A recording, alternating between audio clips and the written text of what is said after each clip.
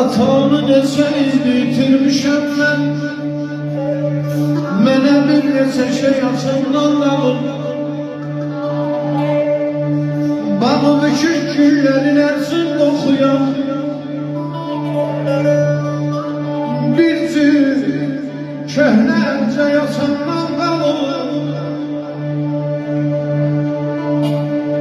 Cirbəni ölçüdən ismal qabladı, üstünü toz basmış dərs kitabları.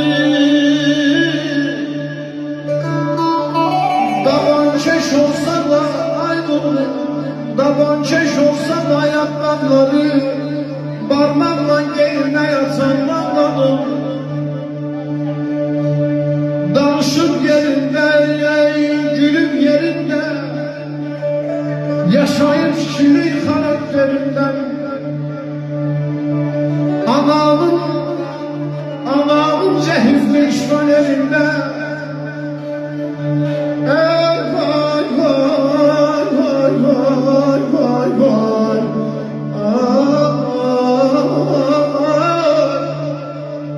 Anamın cehizli işvalerinde ütülüyorum şöyle yatandan kalır. Toz basmış neyi var? Toz basmış neyi var? Temizleyirem, şeklini öpürem, əzizləyirəm. Balamı özümdən çox istəyirəm.